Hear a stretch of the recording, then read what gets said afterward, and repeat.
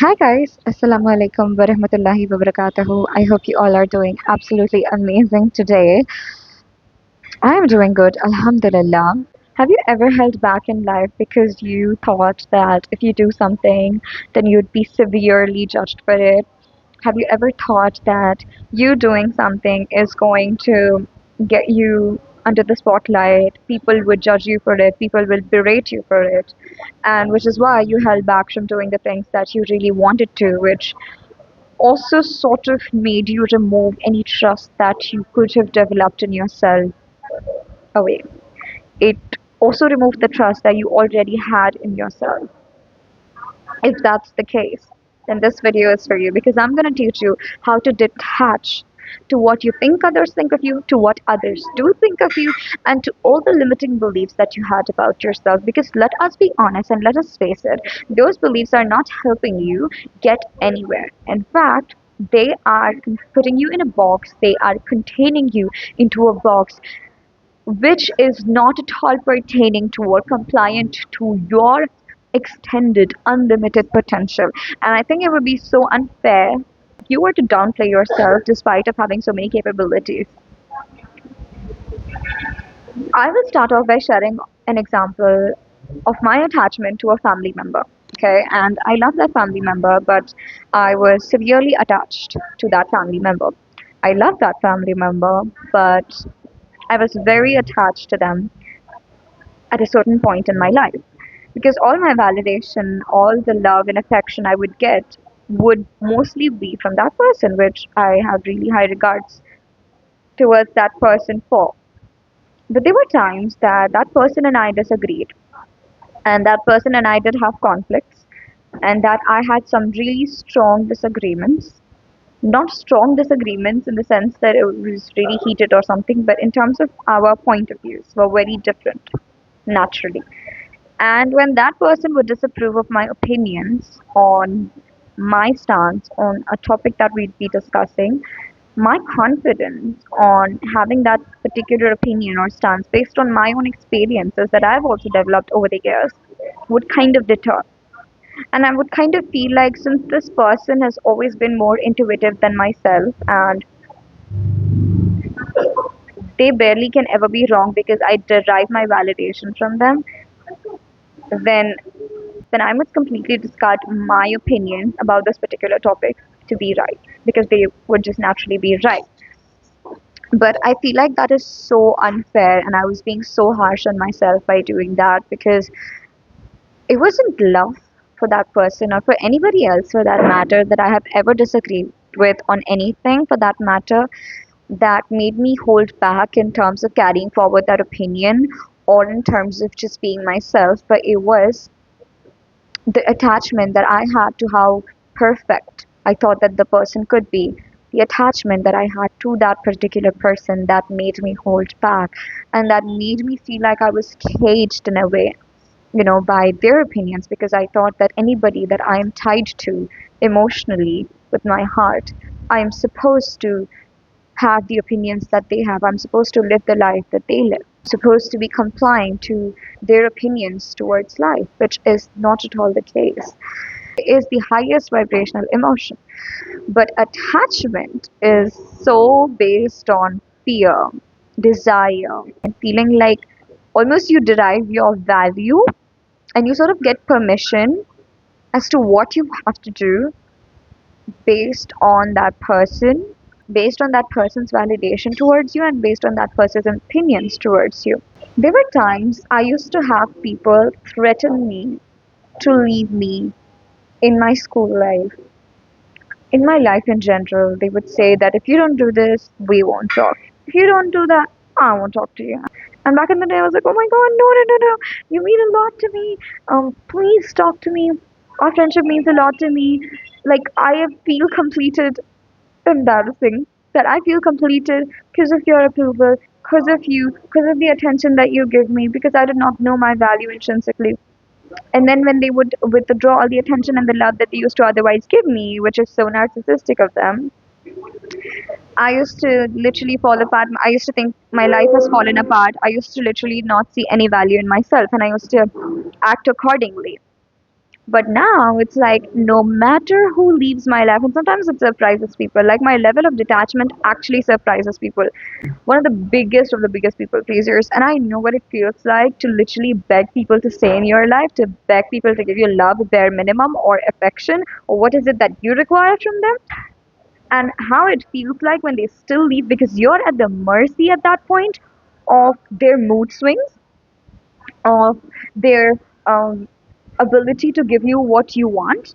Now, when I know my value and I know what I bring to the table and what I bring to others' lives, I am literally so detached. I used to say I loved so and so person or a family member, a friend, whatever. And when they would show a change in the mood, I used to be affected as well. But now it's like we cannot control how others feel, so might as well control how we feel. I want you to be so detached to the whole world that anything could go wrong externally, but your internal world isn't disturbed even a bit because of that. Like anybody can leave your life. People can betray you. Your friends can betray you. Which we're not. Let's hope for the best. Let's hope that that doesn't happen. But God forbid if any of that happens, you should be so prepared that you should be like, despite of all of this, I still have the strength to get myself up and to move on, because this is not the story of my life, and my self-worth and my value in my own eyes is not so low that somebody merely walking out or not behaving the way they are supposed to be ethically is going to bring any change whatsoever in the way I look at myself. And that's it. When you make that promise to yourself, live up to it. People come and go. You experience different situations. There can be instability in your career. There can be ups and downs in your life in general. Life is a journey full of peaks and valleys, ups and downs. But don't you attach your value to any success or any failure, because none of those are permanent. Attach your value to what your Lord thinks of you. Connect with Him. Try to be a better person for Allah subhanahu wa ta'ala. Because after this world, you have your akhirah, which will be permanent. The more you try to please the world, the more the world runs away from you. And I want you to understand that. That's just what happens with people pleasers.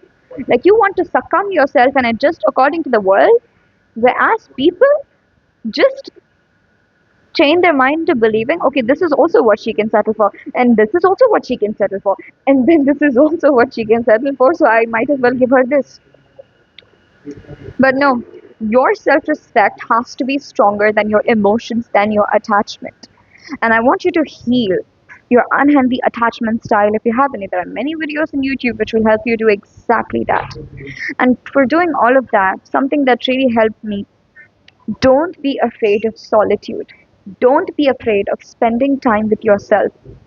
Sometimes the silence that you're running away from, the confrontation to your emotions that you're running away from, the solitude that you're running away from are the exact things you need to develop a connection with yourself that is so strong that you just, after experiencing those moments and those deep experiences, that spending time with yourself, being quiet for a bit, and letting your thoughts just get processed by you, there's nothing comparable to that. Like connecting with God, most importantly, as well.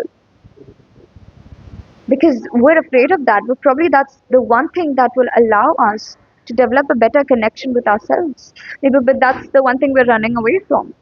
We're running away from facing ourselves, confronting our emotions, and we're trying to distract ourselves while we're at it. We're trying to sort of do our work, but no, sit with your emotions and confront your emotions.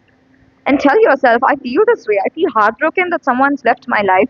I feel bad that I'm not in the same way, like in the kind of friendship I was in with this person when I was younger, or like I'm not very happy about my routine lately and where I'm heading to. So I need to bring about some real important changes with that. But in order to control your emotions, you have to face your emotions. When you suppress them, it's not going to do you anything. I'll tell you guys, especially for the women, from what I have seen time and time again, like in my own family, And even elsewhere, I've seen that women literally burn themselves out, drain themselves in order to win the affection of the people around them, just because of the people pleaser in them, and just because of the pre indoctrinated beliefs of your value comes from winning the trust of this so and so person, or you know pleasing so and so person and doing this and that. And as much as for the sake of Allah we can do all of it, if people are still not satisfied, or if things aren't still working well, then you must have to ask yourself that maybe I'm giving a little too much of myself. Maybe I just need to pull back. Maybe I need to discover a relationship with myself at this point. Because if you are deriving your value, happiness, and your peace from others' validation, imagine how broken you can be when you don't get it. Because what is the guarantee that I can take of people being the same way with you? People change, and it's natural. But what you have to be okay with is the fact that yes, they change, and I cannot control them. And I cannot control the change in the behavior of a loved one, or the change in the behavior of a friend, or an inconsistency in the behavior of somebody, or even my own, because we're like that as humans. But we need to then establish something that is far beyond and better and greater than an attachment, which is then love, right? Where you don't expect anything from the other person. You don't expect validation or people's approval. Your value does not come from social media likes, comments, views, your friends, your number of friends, how many friends you have in your life. That's the last thing, in fact. Whether you are the most liked member, the most glorified member in your family, or whether you are the black sheep, anyone's compliment doesn't derive your value. You need to understand that nobody's word to you should derive your value. Only you derive your value. And it's so sad how, some people, just in order to feel valued, just go ahead and go about asking people for their value, asking people to validate them. And while they don't know that the treasure is in them, the whole, whatever they are looking for is just within them if they were to just look and ask themselves and talk to themselves. The validation and the approval that you are looking for in people, you can find it within you. And in fact, your leverage is that you have lived with yourself for the longest. Like, I remember my therapist told this to me one time, and I was like, okay, this is a little too deep for my understanding back in the day. But I get it now. He said, you should literally just look at someone and ask yourself, when you think they are judging you, what is their aukat to judge you, right? And it means, what right does this person have to judge me? And it's not like, who is this person to judge me like this? Nope. They could be one hell of a successful, great, high value person in themselves. Good, nice, kind, all of it, right? But then again, I don't trust them to form 100% correct or valid judgment about me. Why? Simply because I have the leverage here, where I know myself more than they know me, because I happen to live with myself more than they did. I know sometimes you live with yourself for the longest and you don't really still have self awareness. Like, a person could meet you and they could tell you, oh, you're like this. Have you noticed that there's this about you and that about you? And deep down you knew it. And then, like, you realize that, yeah, that's the case with me. But then again, they found it out only because they saw it. And they're still forming this judgment based on what they've seen in this much amount of time. But then you have lived with yourself for how many ever years you've lived for. And if you were to be honest with that journey of yours and accept everything for the way it really is, then who can ever come for you? Who can ever make you feel low about yourself? Like, I have literally seen people trying to pick on other people, like these bullies pick on other people for something that is existent in their personality. For example, their sensitivity or their humor or something, right? And I'm just like, mm-hmm, okay. And the reason that the bullies do this is to instill shame in others. They want to remove the focus from the shame that they have in themselves and project it on somebody else that they find to be their target, right? Because their primal belief is that if I am so ashamed of myself having all of the things that you probably represent about me, you should feel ashamed too, and that's why they go on to projecting that insecurity by trying to be a bully. But they're the most threatened people. Never be threatened by a bully, because that's the dumbest thing ever, because they're the most threatened people, and then when you give it to them, they're going to thrive off of it. It's a trap they're setting for you to come across as a certain way, but for all you know, it's just an illusion that they've created for you that they're dangerous. They're the least dangerous people ever, ever. Especially if they try to bully you verbally. Because the people that know how to do something, and I know it sounds like a little dangerous and dark, they'll do it. The people that are just threatening you, that's all they do. Okay? I was sitting in a group setting, and there was this person that was constantly picking on someone that I know, and that person started picking on me as well. And all I did was give it a laugh. I was like, yeah, I know. And it wasn't like the person was lying, but they were trying to sort of put down this quality or this aspect about me. I was like, yeah, I know it exists. And they were like, hold up a minute, she's not annoyed. I wasn't. Bullies want you to be annoyed. Bullies want you to be ashamed about something in you. And you best believe you only get ashamed or you react impulsively as though you're pissed about something when you deep down are ashamed of it yourself. That's why find out who you are. Answer these journal prompts in your journal. Find them out on YouTube or Google. They're literally everywhere. And find out who you are. Discover yourself so that when anyone tells you anything about yourself, you're like, I know that's true. Like, for example, I've been told that you don't fit in everywhere, and I was like, yes, 100%. And I'm so glad I don't. What next now? You're gonna try to make me feel ashamed about it? Mm-mm, it won't work. So discover yourself. The more you do, I swear to you, the more you take away the power from the world to make you feel any type of way to dictate your actions and your work. Because you're like so clear on your purpose, you're so clear on who you are at the core, and you're so clear on why you're doing what you're doing that you don't need anybody's validation or approval, and people's disapproval literally won't matter because you know how invalid it is to you based on, again, your deep assessment and analysis of your own personality. Alright, I believe that is it for this video. Jazakallah khair for watching this video. I hope you guys liked it. If you did, do hit the like button, share, and subscribe to my channel for more such videos in the future, inshallah. I will see you guys in my next video. Until then, take care. Allah Hafiz. Biman Allah.